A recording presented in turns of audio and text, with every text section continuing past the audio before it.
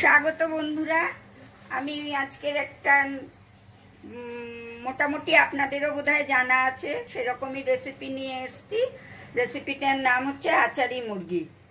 আমি প্রথমে কড়াইতে তেল দিয়েছি। তেল দিয়ে তার মধ্যে 5 ফোড়ন, শুকনো লঙ্কা আর রসুন একটু ফোড়ন দিয়ে নিয়েছি।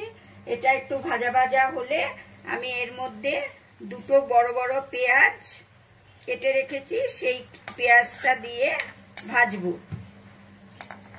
এবার রসুনটা ভাজা হয়ে গেছে, আমি এর মধ্যে পেঁয়াজটা দিয়ে দিলাম। পেঁয়াজটা একটু ভাজা ভাজা হলে আমি মাংসটা ম্যারিনেট করে রেখেছি, কি কি দিয়ে ম্যারিনেট করেছি আপনাদের বলছি। এটা ভাজা হয়ে গেলে তারপরে এর মধ্যে আমি মাংসটা দিয়ে দেব। এবার দেখে নিন, আমি মাংসটা ম্যারিনেট করে রেখেছি। মাংসের মধ্যে দিয়েছি সর্ষের তেল, একটু আচারি তেল।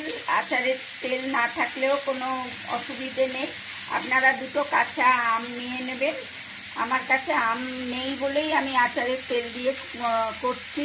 দিয়েছি কারি পাতা, একটু রসুন, পেঁয়াজ, আদা বাটা, আর আপনার নুন, লঙ্কা, হলুদ গুঁড়ো দিয়ে এটাকে আমি প্রায় 1 ঘন্টা মতন ম্যারিনেট করে রেখেছি।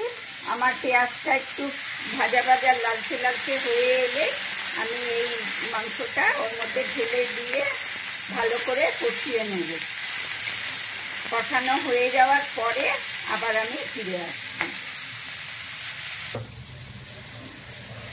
হ্যাঁ বন্ধুরা, আমি আবার ফিরে এলাম। আমার পেঁয়াজটা প্রায় সোনালি হয়ে এসছে। এবার আমি প্রেসারে রান্না করব বলে মাংসটা প্রেসারের মধ্যে আগে দিয়ে নিচ্ছি, তার উপরে পেঁয়াজটা ঢেলে তারপরে আমি মাংসটা ভালো করে কষাবো। বন্ধুরা ফিরে এলাম 15 মিনিট পর। দেখুন আমার মাংসটা কষা হয়ে গেছে।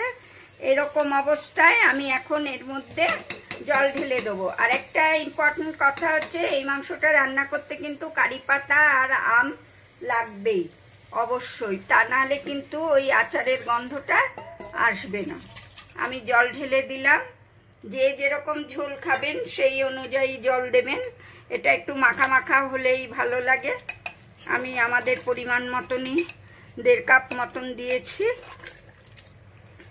আপনারা আপনাদের পরিমাণ মতন দেবেন। এবার এটা আস্তে করে ওভেনটা কমিয়ে দিয়ে গ্যাসে বসিয়ে রান্না করুন। ব্যাস হয়ে গেলে নামিয়ে নেবেন। বন্ধুরা ফিরে এলাম আবার মিনিট 10 পরে। দেখুন আমার আচারি রান্না পুরো কমপ্লিট। আমাদের একটু ঝোল লাগে বলে ঝোল রেখেছি, কিন্তু বেসিক্যালি এটা একটু গা মাখা মাখা হলেই ভালো হয়। আপনারা গা মাখা খেলে গা মাখার মতন করেই রাখবেন, আর খেয়ে বলবেন কেমন হলো।